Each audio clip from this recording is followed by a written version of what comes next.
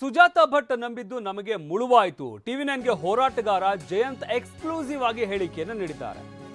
ಒಂದ್ ಕಡೆ ಸುಜಾತಾ ಭಟ್ ಕ್ಷಣಕ್ಕೊಂದು ಹೇಳಿಕೆಗಳು, ಮತ್ತೊಂದು ಕಡೆ ಹೋರಾಟಗಾರ ಜಯಂತ್ ಟಿವಿ9 ಜೊತೆ ಎಕ್ಸ್ಕ್ಲೂಸಿವ್ ಆಗಿ ಮಾತನಾಡಿದ್ದಾರೆ. ದಾಖಲೆ ಕೇಳಿದಾಗ ಯಾವುದೇ ಉತ್ತರ ಕೊಡ್ತಾ ಇರಲಿಲ್ಲ. ಬೆಂಗಳೂರಿಗೆ ಹೋಗಿ ಯಾವುದೋ ಫೋಟೋ ಕೊಟ್ಟರು, ಇನ್ನು SIT ಆಯ್ತು, ಅವರಾಯ್ತು, ನಾವಿನ್ನು ಅವರ ಪ್ರಕರಣದಲ್ಲಿ ತಲೆ ಹಾಕಲ್ಲ ಅಂತ ಟಿವಿ9ಗೆ ಹೋರಾಟಗಾರ ಜಯಂತ್ ಎಕ್ಸ್ಕ್ಲೂಸಿವ್ ಆಗಿ ಹೇಳಿಕೆಯನ್ನು ನೀಡಿದ್ದಾರೆ. ಹಾಗಾದ್ರೆ ಏನು ಹೇಳಿದ್ರು ಜಯಂತ್? ನಮ್ಮ ಪ್ರತಿನಿಧಿ ಅವ್ರನ್ನ ಮಾತನಾಡಿಸಿದ್ದಾರೆ. ಏನು ಹೇಳಿದ್ರು ಕೇಳೋಣ.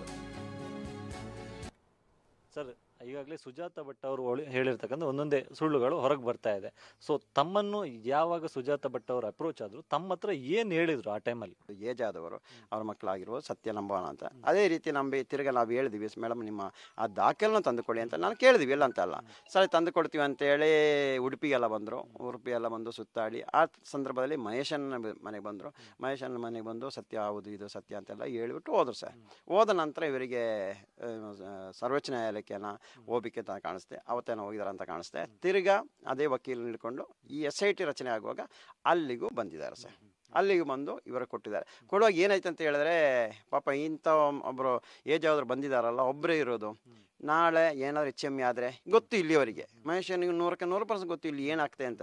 ಯಾವುದೇ ಸಾಕ್ಷಿ ಇದ್ದರೂ ಸರ್ವನಾಶ ಮಾಡ್ತೀವಿ ಅಂತ. ಅದಕ್ಕೆ ತಾನೇ ಇವಾಗ ಒಬ್ಬ ಭಯಬಿದ್ದು ಮುಸ್ಕಾಕೊಂಡು ಬರೋದು, ಅವನಿಗೆ ಗೊತ್ತಿರುತ್ತೆ ಇಲ್ಲಿ ವಿಷಯ ಅಲ್ಲ, ಅದಕ್ಕೇ ಭಯಬಿದ್ದು ಬರ್ತಾ ಇರೋದು.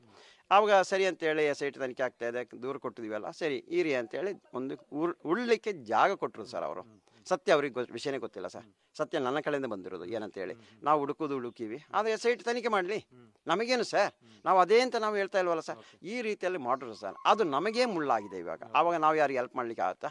ಯಾರೋ ಕೇಳಿದ್ರೆ ನಾವು ಹೆಲ್ಪ್ ಮಾಡ್ಬೇಕಂಗಾರೆ. ಅವ್ರು ಬರುವಾಗ ಖಾಲಿ ಒಂದು ಪಾಸ್ಪೋರ್ಟ್ ಸೈಜ್ ಫೋಟೋ ಇಟ್ಕೊಂಡು ಎಲ್ಲರನ್ನು ಯಾಮಾರಿಸಿದಂಗೆ ಕಾಣಿಸ್ತಾ ಇದೆ. ಹೌದು, ನನಗೆ ಇವಾಗ ಸ್ಟಾರ್ಟಿಂಗ್ ಹೇಳುವಾಗ ಮನೆಯೆಲ್ಲ ಅಲ್ಲಿ ಅವರ ಯಾರೋ ಬಂದು ಎಲ್ಲ ಬೆಂಕಿ ಹಾಕಿದ್ರು, ಅದಕ್ಕೆ ಯಾವುದು ಮನೆ ಇರಲಿಲ್ಲ ಅಂತೇಳಿ ಎಲ್ಲ ಸರಿ ನಾವು ನಂಬಿಕೆ ಹೌದು ಆಗಿರ್ಬೋದು, ಅವರ ಜಾಗ ಏನೋ ಹೋಗಿದೆ ಅದು ಆಗಿರ್ಬೋದು, ನಾವು ನಂಬಿದ್ವಿ ಸರ್. ಏನಿದ್ರು SIT ತನಿಖೆ ಮಾಡಬೇಕಲ್ಲ ಸರ್, ಅದಕ್ಕೆ ತಾನೇ ಕೊಟ್ಟಿರೋದು.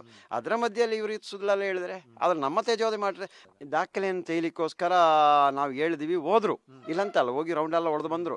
ಆಮೇಲೆ ಅಲ್ಲಿದ್ದು ಇನ್ನೂ ಇದೆ ಅಂತ ಹೇಳಿದ್ರು. ಮತ್ತೆ ನಾವು ಅದಕ್ಕೆ ಅಷ್ಟು ತಲೆ ಕೆಡಿಸಿಲ್ಲ. ಸುಜಾತಾ ಭಟ್ ಅವರು ತಮ್ಮ ವೈಯಕ್ತಿಕ ದ್ವೇಷವನ್ನು ತೀರಿಸೋದಕ್ಕೆ ತಮ್ಮನ್ನು ದಾಳವಾಗಿ ಏನಾದರೂ ಯೂಸ್ ಮಾಡ್ಕೊಂಡ್ರ ಅನುಮಾನ ಏನಾದರೂ ಇದೆಯಾ ತಮಗೆ ಅಂತ ಹೇಳಿ? ಸರ್, ಇವಾಗ ನೋಡಿದರೆ ಆ ರೀತಿಯಲ್ಲಿ ಕಾಣಿಸ್ತಾ ಇದೆ. ಏನೋ ಸೌಜನ್ಯ ಹೋರಾಟ ಇದೆ, ಇದಕ್ಕೆ ನಾವೊಂದು ಕೈ ಜೋಡಿಸಿ ನನಗೇನೋ ಒಂದು ಸ್ವಲ್ಪ ನ್ಯಾಯ ಸಿಗ್ಬೋದು, ಈ ರೀತಿಲಿ ಒಂದು ಚಿಂತೆ ಬರ್ತಾ ಇದೆ.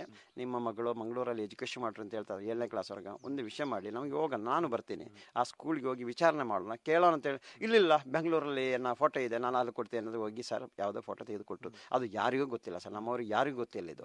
ಈ ರೀತಿ ಆ ನಂತರ ನಾವು ಅಣ್ಣನಿಗೆ ಹೇಳಿದ್ವಿ, ಅಣ್ಣ ಬೇಡಲ್ಲ, ಯಾರಿಗೂ ಉಪಕಾರ ಮಾಡೋ ಕೆಲಸ ಬೇಡ ನನಗೆ, ನಾವು ನಮ್ಮ ಕೆಲಸ ಮಾಡ್ಕೊಂಡು ಹೋಗೋಣ, ತಲೆನೇ ಕೆಡಿಸಬೇಡಿ, ಅವ್ರು ಏನು ಬೇಕಾದ್ರೂ ಮಾಡಲಿ, ಬಿಟ್ಟಾಕಿ ಅಂದ್ರೆ ನಾವು ಬಿಟ್ಬಿಟ್ಟಿದ್ದೀವಿ ಸರ್. ಅವರ ರಸ್ತೆಗೆ ಹೋಗಿದ್ದಾರೆ. ಕ್ಯಾಮ್ರಾ ಪರ್ಸನ್ ವಿಲ್ಫೇಜ್ ಜೊತೆ ಅಶೋಕ್, ಟಿವಿ9 ಧರ್ಮಸ್ಥಳ.